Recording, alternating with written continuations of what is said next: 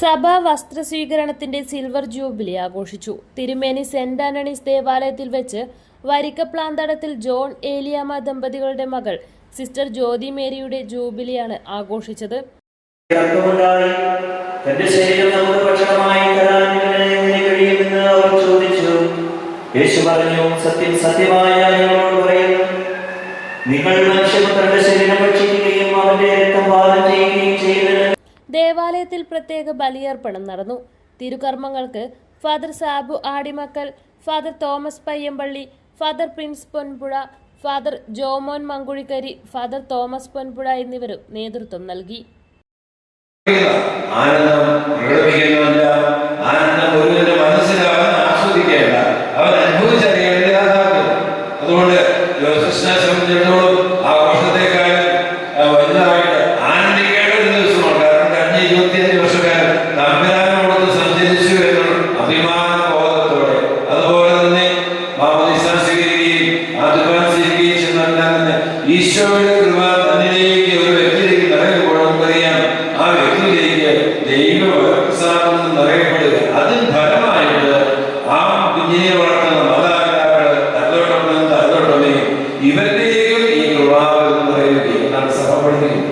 അപ്പൊ അതുകൊണ്ട് ഈ കുദാശയിൽ പങ്കെടുക്കുന്നവർക്കും ഈ കുദാശ അനുബന്ധമായി പ്രവർത്തിക്കുന്നവർക്കും എല്ലാവരിലേക്കും ഈ കൃപാവരം നിറയുന്നു എന്നുള്ളത്. ഇന്ന് നമ്മൾ അറിയാം, അടുത്ത കാലഘട്ടത്തിൽ വിവാഹ കുദാശത്തെ അറിയാം. ഒരു കാലഘട്ടത്തിൽ എല്ലാവരും വരന്റെയും വധുവിന്റെയും ബന്ധുക്കളൊക്കെ ഒരുമിച്ച് ചേർന്ന് വിശുദ്ധമായി പങ്കെടുത്ത് പ്രാർത്ഥിക്കുന്നത് ശരിയാണ്. ഇന്ന് മാറി, ഇന്ന് തിന്നാൻ ആരംഭിക്കുന്നത്. അപ്പോൾ ആഘോഷങ്ങൾ കൂടി മാറി അത് ഭക്ഷണം കഴിക്കാനായിട്ട് പിടിയായിരുന്ന തെറ്റിദ്ധരിച്ചാണ് മാറുന്നതാണെന്ന് അറിഞ്ഞുകൊണ്ട് അതുകൊണ്ട് നഷ്ടബോധമില്ല. ഈ കഴിഞ്ഞ ദിവസം തന്നെ എനിക്ക് 7 കേസുകൾ അറിയാം. വിവാഹം നടന്നിട്ട് 6, 7, 10, 12 ദിവസമേ ആയുള്ളൂ. എന്നിട്ട് കേസുകൾ ചെന്ന് കഴിഞ്ഞു. വിവാഹം വേറെ കൊടുത്തത് ഞാൻ ഒന്നിച്ച് താമസിക്കാൻ പറ്റുന്നില്ല, അല്ലെങ്കിൽ അഡ്ജസ്റ്റ് ചെയ്യാൻ പറ്റുന്നില്ല എന്ന് പറഞ്ഞുകൊണ്ടാണ് ചെയ്യുന്നത്. അപ്പോൾ ഇന്നത്തെ കാലഘട്ടത്തിൽ പ്രത്യേകതയാണ്. എന്താണ് കാരണം എന്ന് ചോദിച്ചാൽ, ഒന്നാമതറിയാം, നമ്മൾ ഒന്നിച്ച് ചേർന്ന് ബലവത്തായി പ്രാർത്ഥിക്കുന്ന ഒരു ശൈലിയുണ്ടായിരുന്നു. ആ ശൈലിയെ ഇന്ന് നഷ്ടപ്പെട്ടു. അവരോ തന്നെ ഒതുങ്ങിക്കൂടി ഞാൻ എൻ്റെ കാര്യം നോക്കിക്കോളാം, നിങ്ങൾ എൻ്റെ കാര്യത്തിൽ ഇടപെടരുത് എന്ന് പറയുന്നത് ഒരു കാലഘട്ടത്തിൽ നമ്മൾ മാറിക്കഴിഞ്ഞു. അപ്പൊ നമ്മൾ സ്വാഭാവികമായിട്ട് ആ ഒരു രീതിയിലേക്ക് മാറുകയും ഞാൻ നേരത്തെ ഉണ്ടായിരുന്ന 3 കോമ്പിനേഷൻ ഞാൻ അവരോട് വളരെ വ്യക്തമായി പറഞ്ഞ ഇതാണ്, എല്ലാ ദിവസവും സന്ധ്യാപ്രാർത്ഥനയ്ക്ക് പോയി കൊള്ളണം നിർബന്ധം. പക്ഷേ നിങ്ങളുടെ കമ്മ്യൂണിറ്റിയിൽ പ്രാർത്ഥന ഒരു ദിവസം പോലും മുടങ്ങി പോയത്. വാദപ്രാർത്ഥന ദിവസം മുടങ്ങിയാണ്, വാദപ്രാർത്ഥന ദിവസം പോയില്ല. പകരം നിങ്ങളുടെ കമ്മ്യൂണിറ്റി പ്രയർ ഒരു ദിവസം പോലും മുടക്കാൻ പാടില്ല. കാരണം നിങ്ങളുടെ കമ്മ്യൂണിറ്റി പ്രയർ അത്രമാത്രം തുറന്നു ലഭിക്കുന്നുണ്ട്. നിങ്ങൾ ഈ കമ്മ്യൂണിറ്റി പ്രയർ ഉപേക്ഷിച്ച് ഞാൻ സ്വന്തം പ്രാർത്ഥിച്ചോളാം എന്ന് പറഞ്ഞ് നിങ്ങൾക്ക് സാധാരണ ഞങ്ങൾക്ക് പലതായി എന്താ പ്രൈവറ്റാണ്. ഇന്ന് പ്രൈവറ്റ് പോലെ ഞാൻ പറഞ്ഞാൽ അവിടെ ഇല്ലെന്ന അതിന് ചെല്ലാൻ ഒന്നിച്ച് എല്ലാ സമയമില്ല, പിന്നെയാണ് പ്രൈവറ്റ് ഇല്ല.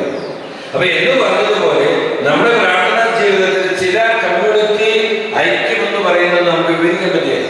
അപ്പൊ അതുകൊണ്ട് ആ ഒരു ബലം, ആ ഒരു ശക്തി എന്ന് പറയുന്നതാണ് നിങ്ങളുടെ നിലനിൽപ്പ് എന്ന് പറയുക. അപ്പൊ അതുകൊണ്ട് തീർച്ചയായിട്ടും കഴിഞ്ഞ 25 വർഷക്കാലം ജ്യോതിഷനെ സംബന്ധിച്ചിടത്തോളം നമുക്കറിയാം, തന്നെ ഏൽപ്പിച്ച എല്ലാ ജോലികളും ചെയ്യാനായിട്ട് ഇടയായിട്ട് പ്രത്യേകിച്ച് ഈ മാതാപിതാക്കളുടെ അവരുടെ വളർത്ത് ദോഷമല്ല, വളർത്ത് ഗുണങ്ങളുണ്ടാകും. കാരണം ഈ മാതാപിതാക്കൾ പറ്റുന്ന ദിവസങ്ങളുടെ പറ്റുന്ന കാലഘട്ടത്തിൽ എല്ലാവരും പടി പോകുന്നവരാണ്.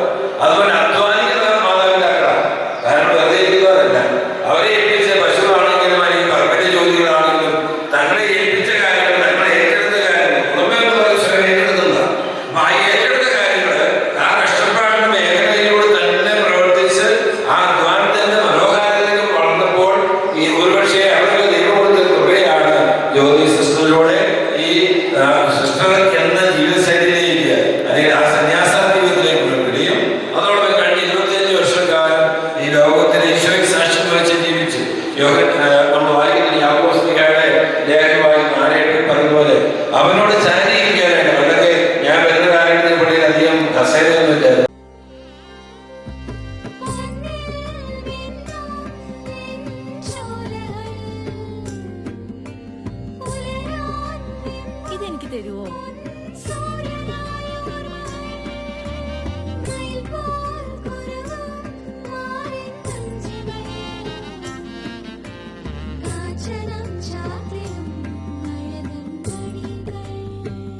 ചില ബന്ധങ്ങൾ പവിത്രമാണ്.